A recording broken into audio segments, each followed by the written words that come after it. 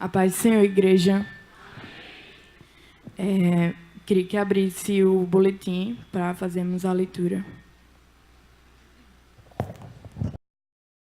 Não estejais inquietos por coisa alguma. Antes as vossas petições sejam tudo conhecidas diante de Deus pela oração e súplica com a ação de graças.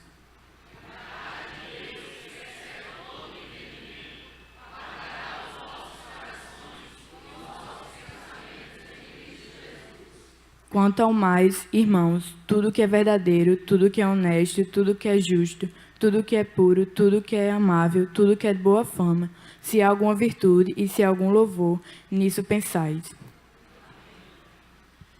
Como o pastor Maisel falou, esse é o mês da juventude, então vocês vão ver muitos jovens, muitos adolescentes dirigindo culto, pregando, diáconos ali na recepção.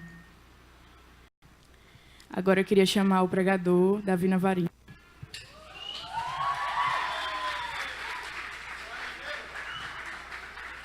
E a igreja pode sentar.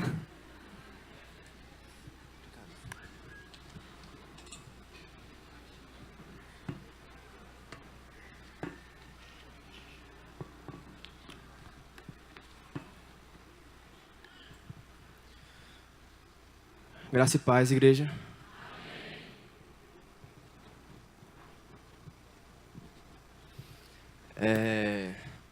Como já foi falado aqui, estamos no mês de agosto, o mês de missões, e jovens e adolescentes vão estar pregando, vão estar pegando os dízimos e as ofertas, servindo a ceia. E meu nome é Davi, como já foi falado aqui, tenho 17 anos, sou filho de Marcelo e Teresa Navarini, e fui convidado por Dan e por pastor Maisel para estar pregando aqui hoje. Queria agradecer ao pastor Tomás por me emprestar o seu púlpito para poder pregar e a confiança de Dan e de Maisel por me deixar pregar hoje. Queria que os irmãos abrissem a Bíblia, por favor, em Atos, capítulo 9.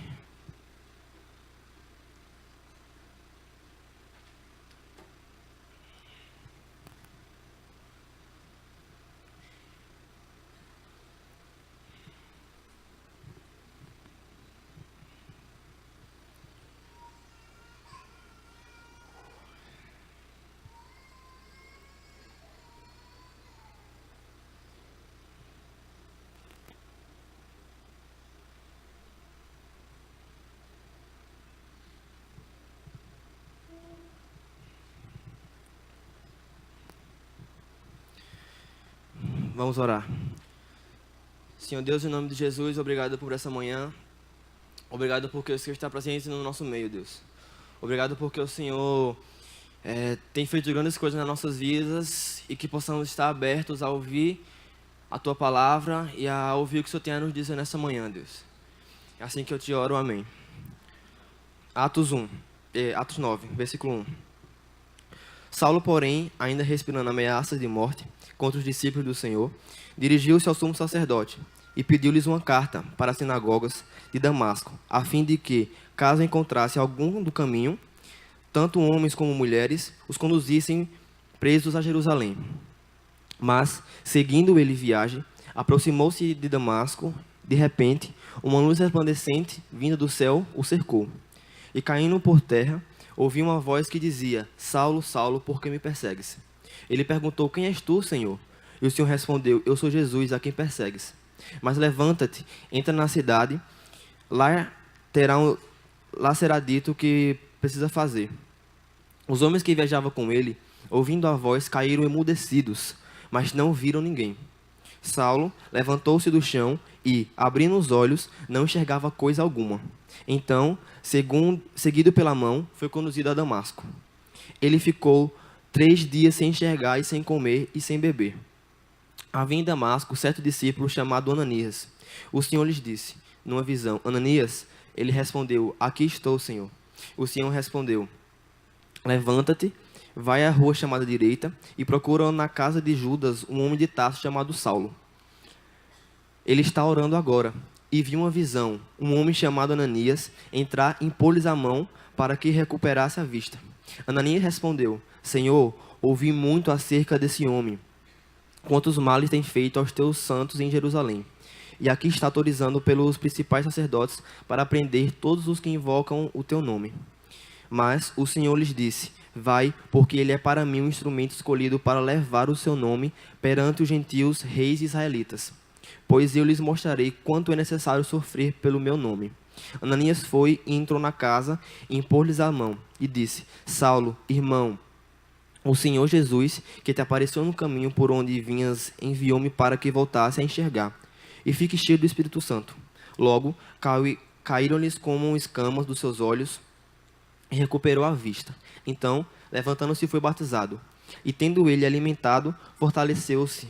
Saulo permaneceu alguns dias com os discípulos que estavam em Damasco e logo passou a pregar Jesus nas sinagogas, dizendo ser filho de Deus. Todos os seus ouvintes admiravam-se e diziam: não é este que em Jerusalém perseguia os que invocavam esse nome? Ele não veio para cá a fim de levá-lo preso aos principais sacerdotes?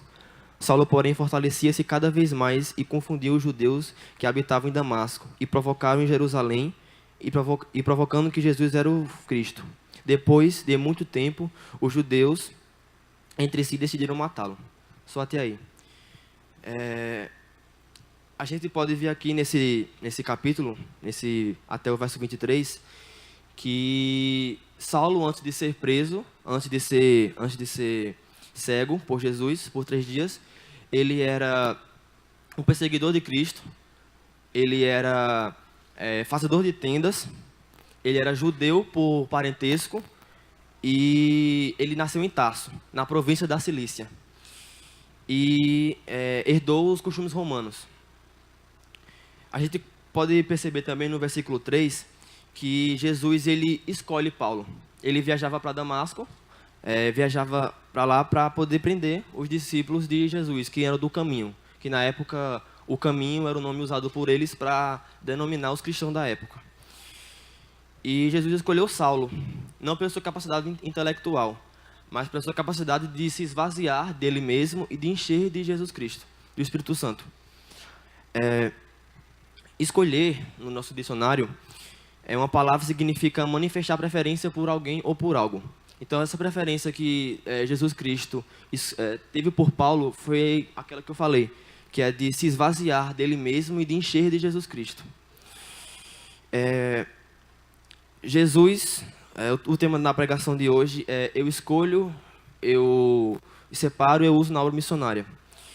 O separar, que é no versículo 9, quer dizer que ele vai tirar do que está junto ou do que está ligado a um ramo ou a uma árvore. É como se eu pegasse uma árvore e retirasse uma folha. Eu separei aquela folha para usar de alguma forma. E no versículo 9 ele fala assim, e ficou 3 dias sem enxergar e sem comer e sem beber. Jesus ele separou Saulo, que mais na frente iria virar Paulo. Ele separou Saulo por 3 dias sem comer e sem beber, e ele ficou meio que de jejum, porque Deus começou a tratar com Saulo, começou a prepará-lo, começou a moldá-lo e a criar uma intimidade que ele não tinha com Jesus antes.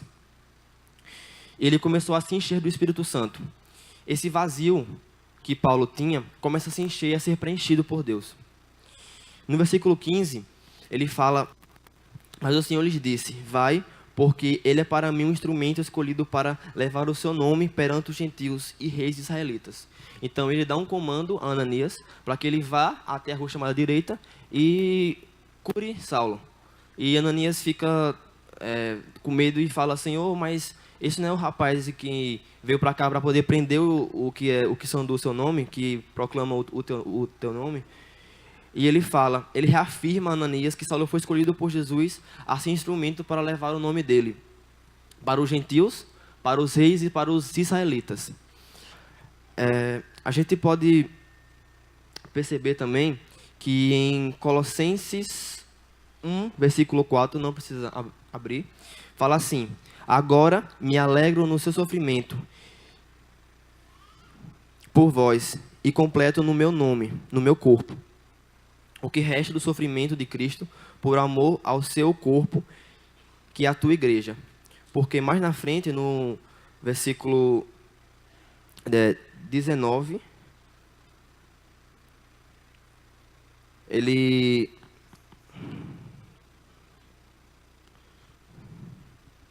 No versículo 16, Jesus fala que ele vai sofrer pelo nome dele. Ele vai começar a sofrer pelo nome dele. Ele começa a sofrer pelo seu nome e porque antes ele queria exterminar da terra os cristãos. E agora ele vai sofrer para proclamar o nome dele e para poder ser usado na obra. Esse sofrimento é essencial para Saulo e para a sua igreja, porque é um momento que ele vai se moldar, ele vai começar a se encher de Deus, ele vai começar a entender mais de Deus. E fala, acho que em Gálatas 1,17, que Paulo se retirou no deserto da Arábia por mais de 2 anos para poder aprender mais de Deus.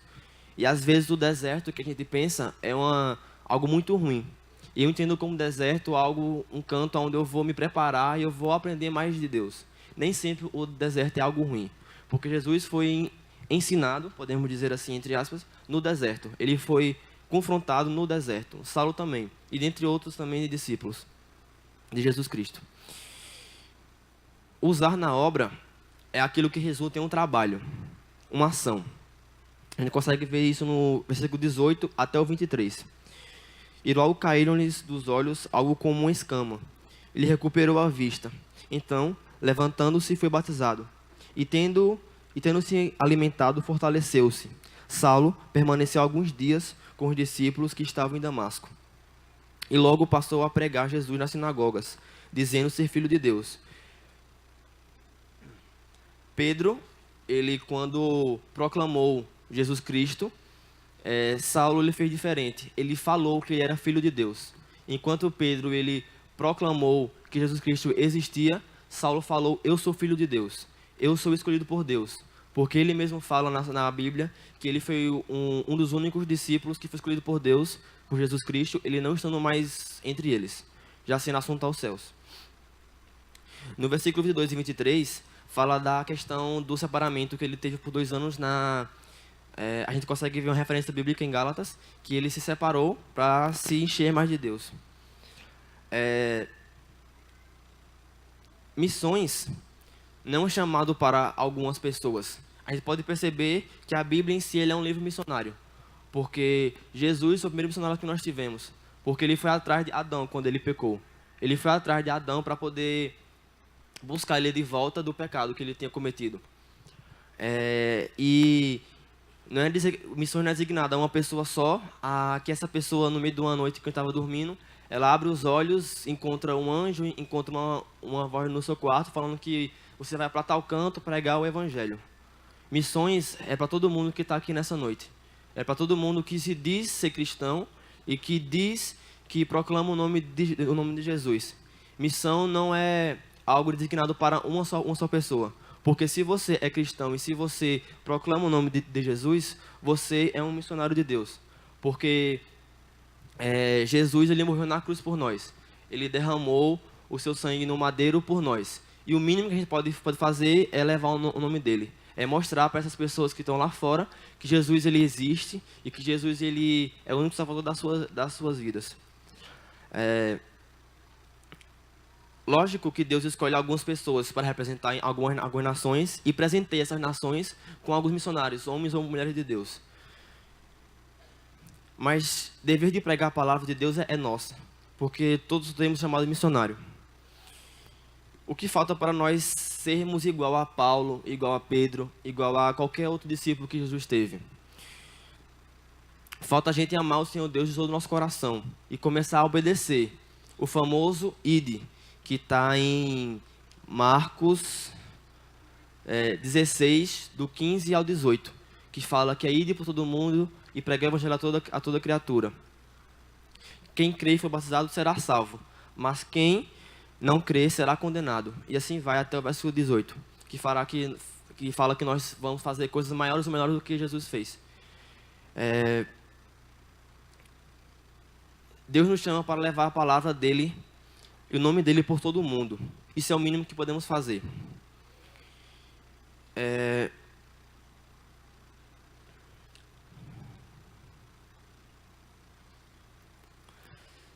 nós temos que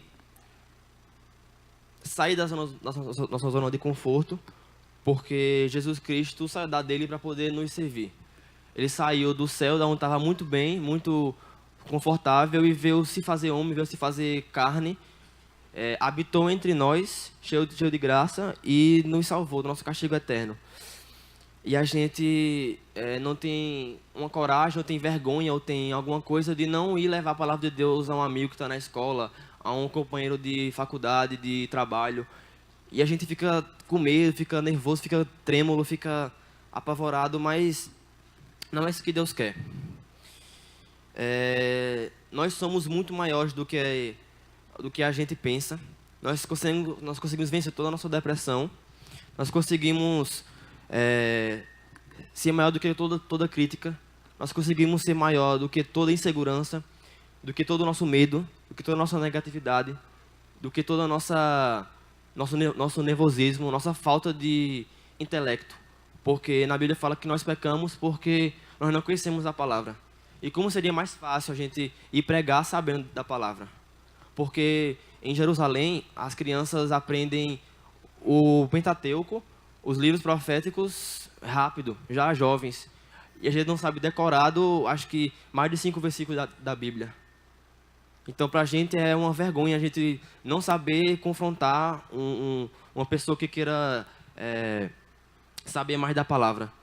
Jesus, ele nos convida a pregar. Ele nos dá caminhos, ele nos dá meios. E a gente não ir é uma desobediência tremenda a ele, porque ele falou ide. E a gente está aqui parado.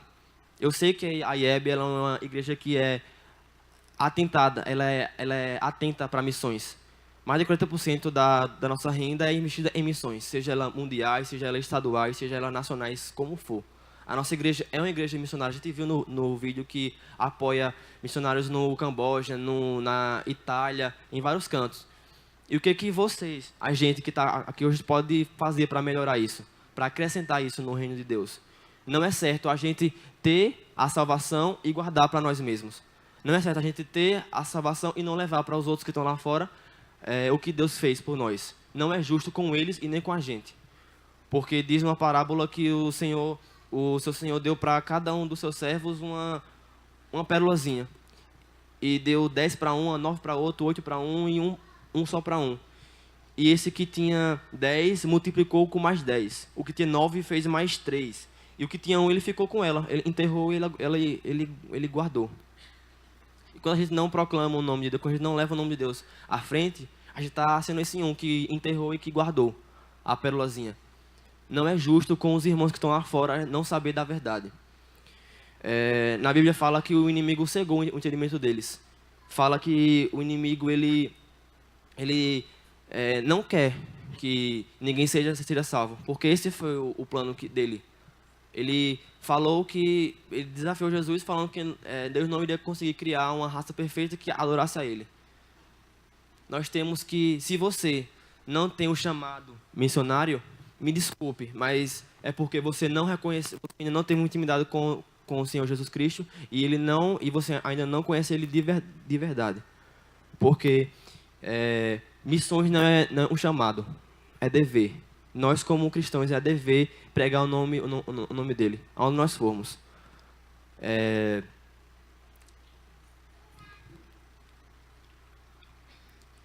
Eu, particularmente, eu sou apaixonado por missões, gosto muito de missões e tenho planos para o futuro, para fazer missões.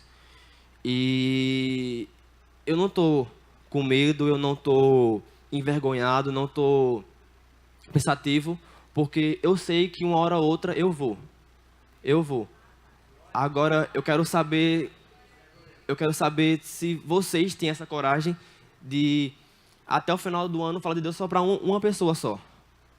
Trazer uma pessoa para sentar aqui nesse banco e ouvir. Porque é nosso dever. Não o dever do pastor Tomás, de pastor Marcelo, de pastor Tomás Filho, de pastor Mais. É o nosso dever como cristão. Pregar. Vamos orar, por favor.